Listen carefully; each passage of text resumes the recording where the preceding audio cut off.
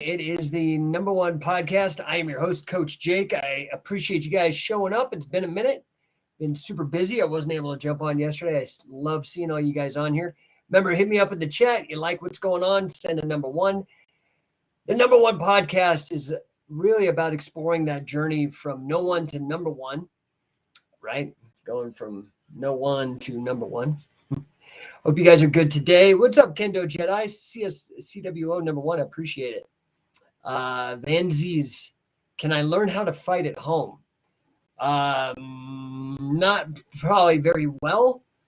You can educate yourself. You can read a book. You can watch videos. That'll help you a little bit, but you got to get in a fight.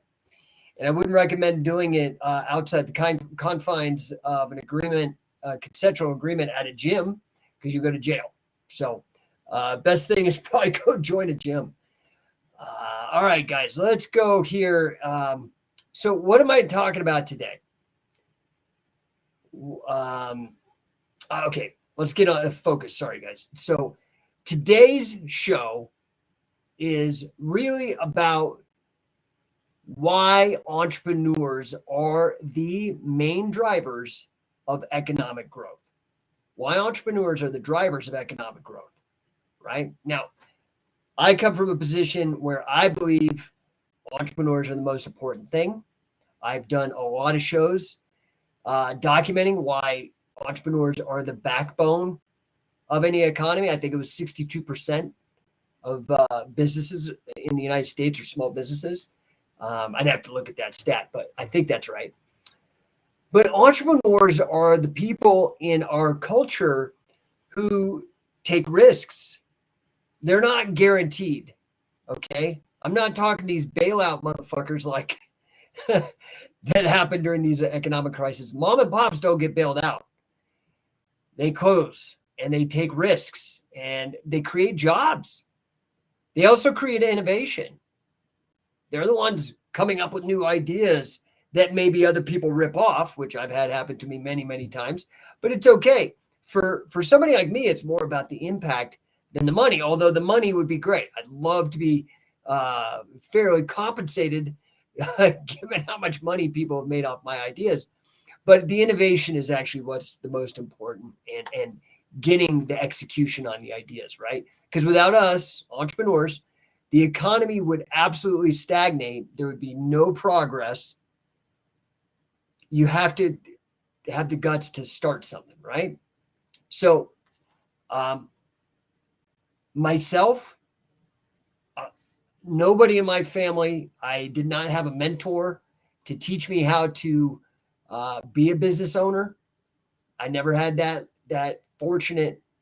I didn't have mentors when I started. I just started. And I'm not the greatest wrestler on the planet. I did okay. I've wrestled some tough people. I'm more of a gym wrestler, honestly. But my quest to provide information and training and opportunities for people have taken me beyond my wildest dreams with regards to wrestling. It's also done that in finance and business. I never thought I'd have $1 million companies that I could buy and sell and all that kind of stuff. It's crazy, right? So I want to talk about why entrepreneurs are the backbone of any economy. I think fundamentally the most important thing is, sure, I've talked about ideas, but let's be real, ideas can be a dime a dozen. There's so many people that come up with ideas. The most important thing, and there's a few that I'll talk about, the most important thing that entrepreneurs do is they take action. They take action. There's a great quote by Walt Disney, who is a fantastic entrepreneur. He was an idea guy. It was his brother, I can't remember his name, that really helped Disney become what it was as a business. But there's this great quote by Disney. It says, the way to get started is to quit talking and begin doing. The way to get started is to quit talking and begin doing. That's what an entrepreneur does. Says, man, this needs to happen. So I'll give you an example with scientific wrestling. I was looking around in the marketplace. I wanted something. I wanted legitimate catch as catch can training for the betterment of my understanding, my personal development, my journey, my desire to be good at catch wrestling. And there was nobody there. There was a handful of kind of scam artist type guys on the fringes, but no access, no true knowledge, just a bunch of bullshit. And I saw a massive opportunity. I said, I can't be alone. There has to be other people who want this same type of thing. I'm going to put in a lot of work and a lot of money and a lot of blood, sweat, and tears, and nothing could come of it. I may get nothing. That's the risk. But I don't think that's true. I'm an optimist. I believe in this. And so I busted ass, created scientific wrestling. Now people can have thousands of people been able to train with Billy Robinson in person. Even more have been able to train remotely because of the instructionals and the online courses that I've created. The mace bell. Man, kettlebells were everywhere, but I could not find a mace that I could swing after I went and trained with Carl. I held his mace, tried to swing it, but it was going to take more practice than I had time with Carl. And I saw a massive hole. I said, dude, this is going to be huge. Took a risk. And here it is everywhere, man. I had a friend, he was overseas somewhere, went in and sent me a picture at a gym. He said, dude, here's one here. All over the world. So you have to really be willing to take action and not be afraid of failing, not be afraid of wasting your time, right? Because like I said, man, lots of people got ideas, but it's the entrepreneur who actually takes action and turns that idea into reality. Otherwise, you're not going to make an impact. Okay? Now, excuse me, risk-taking is a whole subject. You've got to take calculated risks. You don't want to just take dumb risks. Does that make sense? You don't take a risk, there's no reward. Now, you take a risk, there's no guarantee of reward either. So you got to be crafty. You're living by your wits if you're an entrepreneur. In confidence in yourself, being able to go and provide value to another person so much that they'll pay you money. Does that make sense? Now, if you're going to be an entrepreneur, excuse me, I got this bad cough, something in my throat. If you're going to be an entrepreneur, of course, you're going to have an idea. Yes, of course. Right? What's up, Stellar Steven? Thanks for the number one. Happy to see you, buddy. Of course, you're going to have an idea. So you can't not have an idea. So the idea is super important. Needs to be something that people are going to want. Now, for me, honestly, I believe the people that come up with the best ideas are the people who consume the most of a particular subject. So if you buy a lot of wrestling material, you might be the best person to start selling wrestling material, grappling. Does that make sense? Because you know what the market wants. You're in tune with all the products. And you're in tune with where some of the holes might be that you could fill and make some money and provide value to the market, to other people. It's absolutely crucial to have ideas. That's 100%. Now, let's say you find that idea. Now you've got to figure out how to make it happen. And the thing you have to understand, like, look at this pen. I got this stupid pen right here. No one person made this pen. There's somebody who made this little cap at the top. There's somebody who made the plastic casing. There's somebody who had to go and get the ink that goes inside. There's somebody who had to go and get the metal for the spring that allows this thing to go like that. There's somebody that had to go and sell it. Probably thousands of people just to make this fucking one pen. Right? Now, what if what you're going to make is more complicated than the pen? You're going to have to figure out how to network, how to find people, how to make best use of the division of labor. You're going to be coordinating everybody's efforts towards this, leading. This is why networking is super important. What's up, Nature Boy 10th Planet? It says, I buy eggs and I need chickens. I guess so. All right, what seller Steven say out here? Got the Soccer Robber instructional daily deal. Okay, awesome, dude. Thank you for sharing that with me. Soccer Rob is amazing. He was an inspiration for me for scientific wrestling, for example. I wanted to learn what he was doing. There was nobody teaching it that was readily available. So what did I do? I made that happen, and I found people who were interested in the same thing. And here we are 20 years later, blowing it up still, right? That's just one of my business ventures. Now, networking is huge. Okay, so first you got to get the idea. Then you've got to start networking with people. You've got to take risks.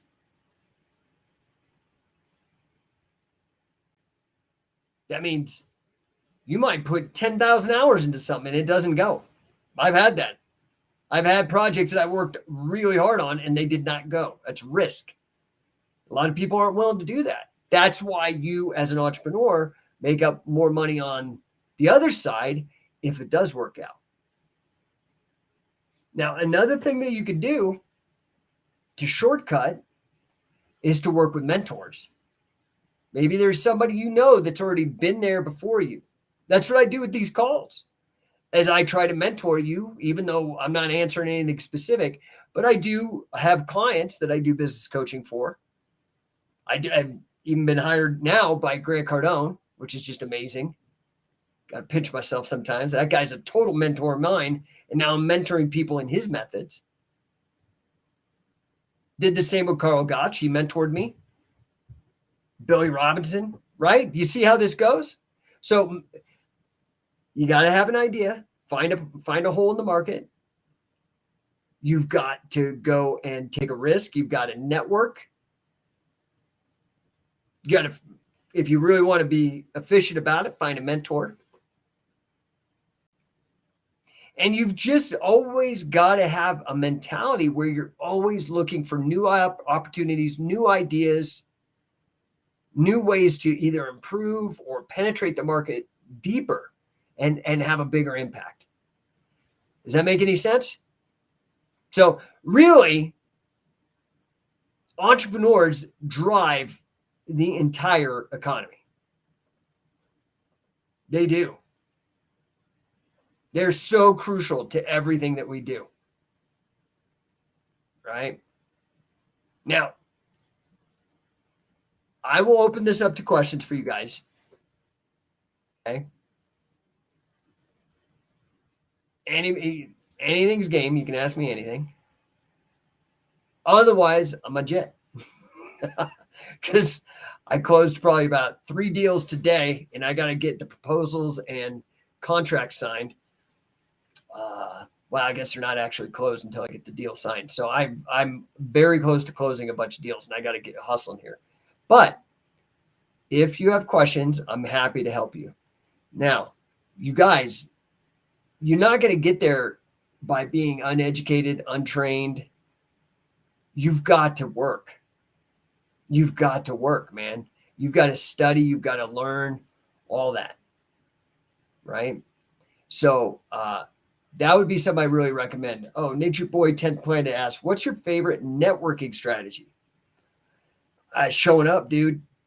Showing up. You got to go where the money's at. So it depends on what you're trying to do, but you got to get in front of the right people. So, some people just try to network with anybody. And that's a lower probability chance of working. You want to really qualify the people that you're networking with. So trade associations, networking groups specific to your industry. I do like referral marketing a lot when I've got a good group. Like, let's say, so for me, I help business owners. So I went and I became a gold level member of the Denver Metro Chamber of Commerce. It's not cheap. It's like $2,000 for that membership. You ever pay $2,000? No, some of you might have, but you ever pay $2,000 for a membership to a group just so you can go meet people? Yeah, next week I will be gone. I will be in Vegas at GrowthCon. Yeah, actually, Stellar Steven. Yep, you mentioned that, dude. Thanks for reminding me. Best networking events. GrowthCon's huge. Me and my wife bought diamond tickets for GrowthCon. Do you have any idea how much money those are? They're $10,000 a piece. Okay, that's $20,000 for a 1-week event. Now, why on earth would I spend that much money? Oh my God. Because guess what? We met people, because these are high net worth people that also spent $20,000 or $10,000 a ticket each and could afford it. And so now I'm in a room with high net worth individuals and I'm able to talk business because that is the place, the largest business conference on the planet. And I've got the most expensive tickets. So I'm in the room with major players.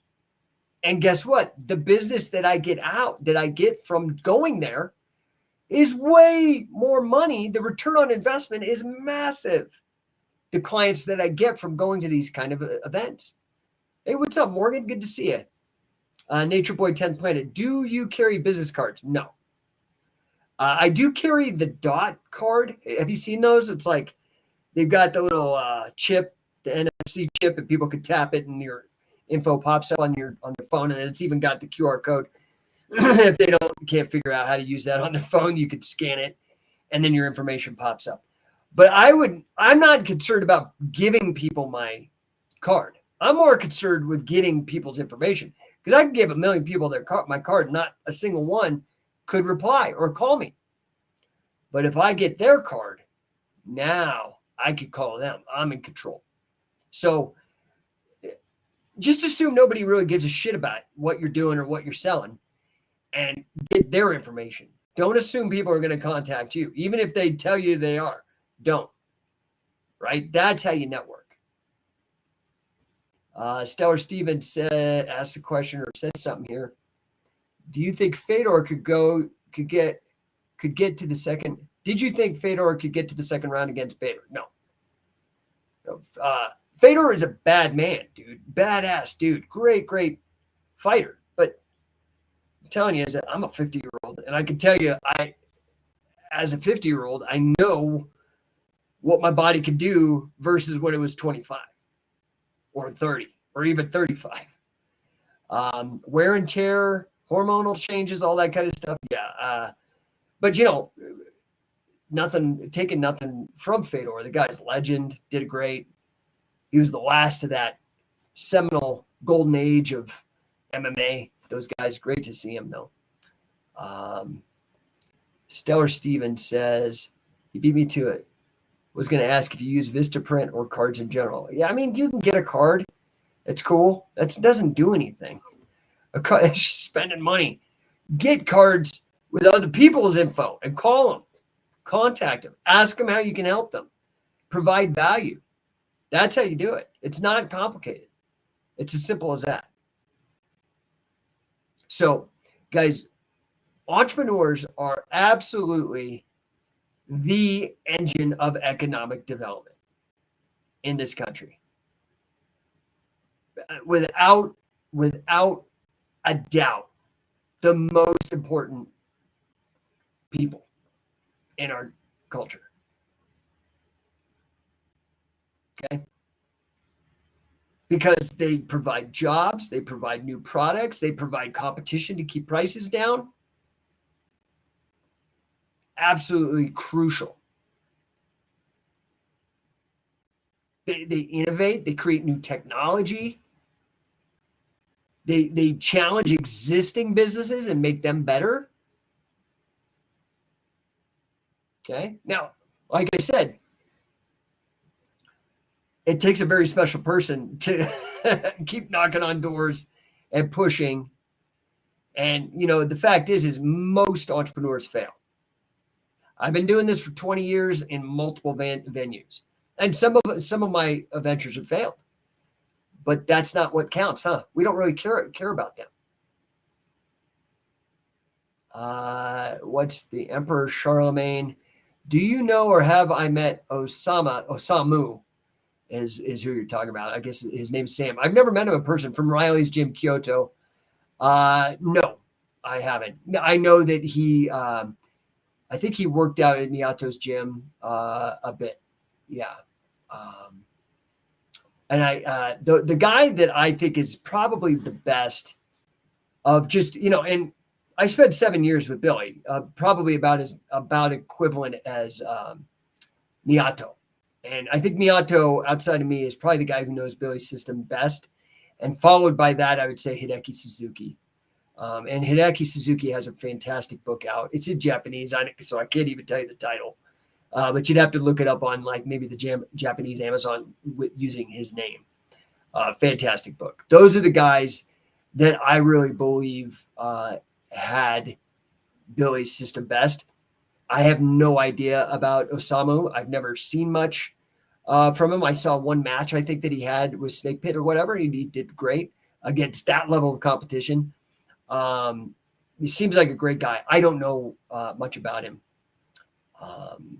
But yeah, and on the Karl Gotch side, the only person he ever endorsed learning his style from, if anybody else is making this claim, they're full of shit. I got it on tape, is Fujiwara. And he also said the best athlete that he trained was Minoru Suzuki. So I hope that helps you guys. Jay Espinoza, what's up? What are we talking about today? I'm talking about why entrepreneurship is the driver of economic growth. Why people who run small businesses and take the risk create jobs, innovation, all of that kind of stuff. That's basically what we're talking about. But I'm kind of wrapping up. People are jamming me with questions though. So yeah. Anyway, guys, without any other question, I'm a jet. I got to close these deals. I appreciate you. I will be at GrowthCon next week, so I don't know if I'll be able to podcast much. You guys can check out the replay. I'm on Apple Podcasts now. So let's see. La Frangencia 29. I cannot find anywhere to train catch wrestling in New England. Yeah, dude, I'm doing the best I can. What I would recommend is turn any of the better gyms that you know, like MMA gyms or grappling gyms or martial arts gyms or boxing gyms, typically competitive gyms, because what we do is not really, it's to compete. It's for sport. So any sporting gyms, send them to scientificwrestler.com. That's probably the best. Then they can affiliate, get trained up, and then you'll have a gym to go learn the sport. And the thing is like I said, scientific wrestling, there was a reason I didn't call it catch wrestling. And now we are the best place to learn catch wrestling. The only place that's got Billy Robinson training, Karl Gotch training, Wade Chalice training, Dick Cardinal, this very amazing mix of curriculum, the very best. Now, Wade, some people might argue, well, he's not catch wrestling. Well, the pinning, because pinning is a way you can win. So we have Billy on submission, Karl on submission and takedowns, and we have Wade on pinning and takedowns, the very best on the planet, period. But, our aim is we do really want to bring back catch-can wrestling. We've been the main driver of this for 20 years, inspired many other groups to do so, which is wonderful. I encourage everybody, whether they're shit talking or not, I don't care. I encourage everybody because that's our mission, is to bring back and prove the viability and the fantastic nature of this sport. But we're not just catch. So, this is interesting because, for example, what I learned from Billy and Carl in stand-up was primarily Greco-Roman wrestling, in particular, their style, that was the technology that they were using in the 50s and 40s, the ideas and the technology and the strategies.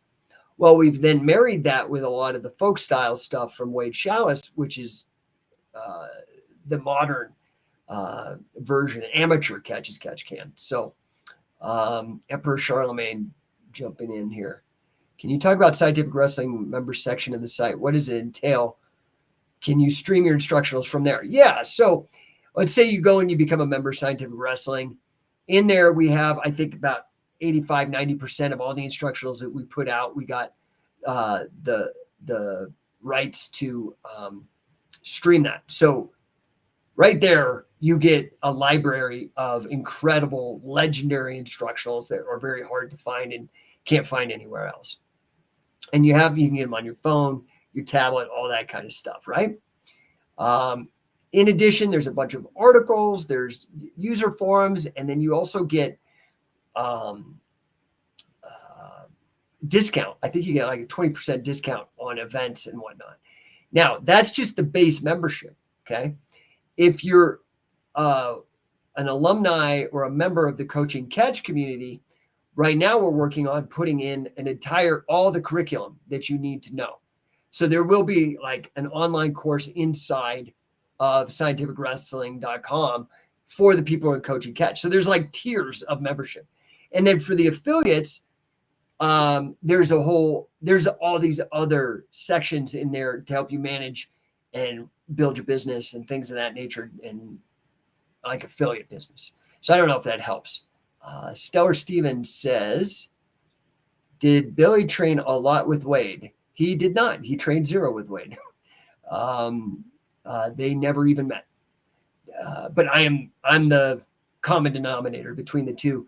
I worked with Billy from the very beginning, January, I think, of 2007 until his passing in beginning of March, into February 2014. And it was very interesting because a month before Billy's passing, I'd already worked with Wade before I'd worked with Billy, I was working with Wade. But when Billy came around, it just took he was in such demand when I was able to market him correctly. It took up all the time. And so I just focused on working with Billy. And I'm glad I did, because I really got to absorb and understand his style. It was like 7 years, like a full-on apprenticeship, like in the medieval guilds, like a 7-year apprenticeship to become a master, right? And so a month before Billy's passing, it was a surprise. I had no idea. Wade called me up and said, man, I really love what you guys are doing, and I'd love to really step up what I've been doing, because we had only done a couple seminars and some of the DVDs. I produced instructionals with him, Killer Cradles and Finisher and whatnot. And it just worked out, man. Like when Billy passed away, I was like, wow, Wade, I don't even know what to do. In fact, I was so distraught because Billy became more like a family member than just a business relationship. I almost quit. I mean, you can ask like Sam Crescent and ask my wife. I almost quit. I was like, dude, I don't want to do this anymore without Billy.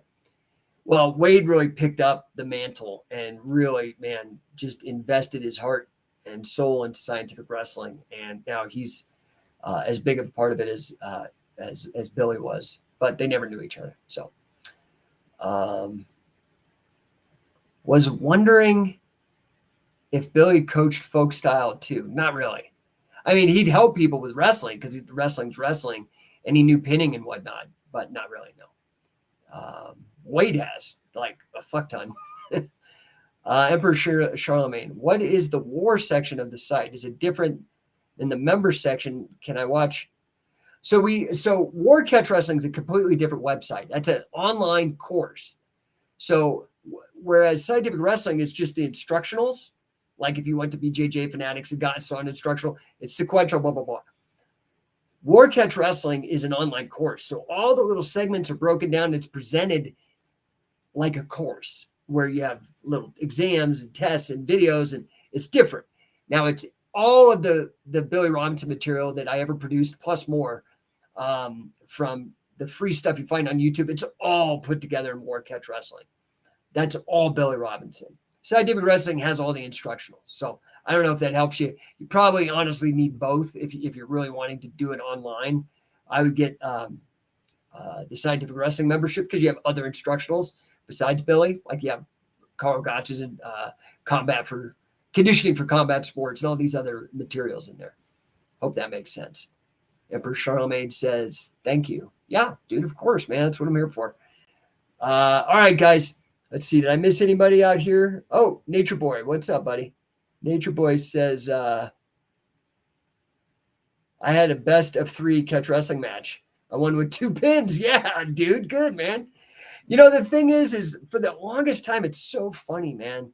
So many people used to shit on me for bringing pins into grappling. Like, really, like worse than the leg locks. And people used to shit on me for talking about leg locks. But like, everybody like, oh, pinning, that's so stupid. And guess what? Everybody is coming around. Like, and it's because the people who are smart realize this. Even the guys like Danaher and all those guys are having to come around to this and even using the language. So now, is it as good as what we do? No. But they're coming around, and I'm glad for that. So congrats on your win, buddy, with pins. I love it. What pin did you use? I'm curious if you're still on there. Stellar Steven says, thanks. Wow, you're welcome, my friend. Hope to see you guys. You guys got to get out to camp. Harry Smith and I, son of the British Bulldog, Davy Boy Smith Jr., Harry Smith, he was there at that first training with me and Billy, and he is a Scientific Wrestling elite coach. And it's going to be him and I over at Brian Ruscio's Grappling Mastery in Orlando on the last weekend of February. Dude, it's coming soon. Stop dicking around, show up, start learning. It's fun. It's a little bit of a grind, but dude, it's nothing you can't handle. If I can handle it, you can handle it, dude. I've done this for 20 years.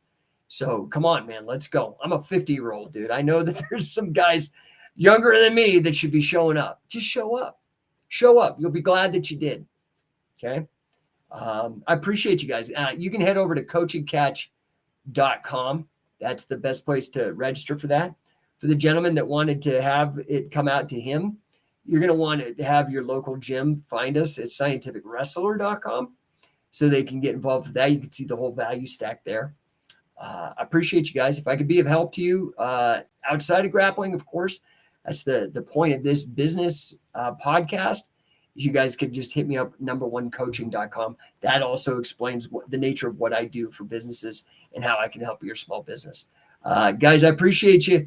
I will be back tomorrow, and I will be back the rest of this week. Nature Boy 10 Planet says, head and arm and north-south pin. Nice, dude. Good job. Good job. So I will be back the rest of this week. Next week, I will be out because I will be at GrowthCon. However, I will be making little appearances. I might jump on real quick just to give you guys a sneak peek of everything that's going on. Red Eagle Wrestler says, hello from Portugal. Yeah, dude, I love it. I hope you are good. I'm going to buy a mace. What weight? What's your advice for beginners? Okay. See, this is how you guys keep me on. Just ask me these questions. So the mace, what I recommend is a 10-kilogram mace. You want to get 10 kilogram. Honestly, I don't think most people need more, and I don't think you need lighter. There might be some lightweights and some women that might want like a 5 kilo or a 7.5 kilo. But I do think the 10 kilo is the best because you're not now there are people who like to go big, and it depends what you're trying to go for. But if you're using it for cross training for wrestling, I love the 10 kilo. Get the longer handle if you can. Like the mace bell is not in production anymore, so those are all. If you have one, dude, those are collector's items. You definitely want to hold on to that. But the best production maces right now, I would say, are the Wolf Brigade mace, although I wish it was a little longer, but I do endorse that mace. That's a great mace. If you go to macebell.com, it'll take you right there. That I consider to be probably the best mace, even though the handle could use a little more length. The next best mace, I would say, is the Addicts mace system. I love the length on the handles, and the interchangeable weights is really clever. And then I would say, if you're going to go with on it, get the quad mace because it's long and it's 10 kilo. So I hope that helps. And you want to go start swinging that like your 10 to 2s, and you want to get to about 100 reps of that. All right. Emperor Charlemagne says, I will join as an online member. Thank you. Will be a good start. Yeah, it's cool, man. You'll start learning some stuff. You're going to actually have to get with a partner and start actually wrestling to get a deeper understanding in how it actually works. But you'll get a good conceptual overview from going to the website and studying the instructionals. Red Eagle Wrestler says, thank you very much, sir. Hey, man, have fun, dude. That's the whole reason why I brought it out. It blew my mind when I got my hand on Carl's and it was wood. I was like, okay, this is kind of cool, but yeah, you can't like make a production mace out of wood. I mean, you could, but I didn't have access to that. But I knew the guys making kettlebells in the U.S. back then, Torque Athletic, even though they're defunct. That's why we don't do a production mace. By the way, if you guys know somebody who produces fitness equipment, I am looking for somebody to bring the mace bell back to my specifications. And I do have a couple innovations that I'm holding close to that I'm not letting anybody know about because I have some other ways to improve it that nobody's thought of. And it blows my mind, but they're so obvious. It's so amazing. Anyway, hit me up in the DMs if you know somebody that can help me with that. Brandon Davis, what's up? In catch wrestling matches is to get a pin the same as folk style when the opponent's shoulders are on the mat. A silent 3 count and then fall is called. Listen, the thing about catch wrestling is there's no like authority. The one thing that you could say about catch wrestling is that the pin is always involved. But some catch wrestling had no submissions. Some barred strangles but had other submissions. Some had barred Nelsons, other barred toe holds. Some had 5 counts. Some had a pin where it's both shoulder blades. Some had a pin where it's both shoulder blades and a hip. And my point here is that the nature and the spirit that I love about catch wrestling is that it's what the rule set that the 2 people agree upon that are going to wrestle and their backers. Okay.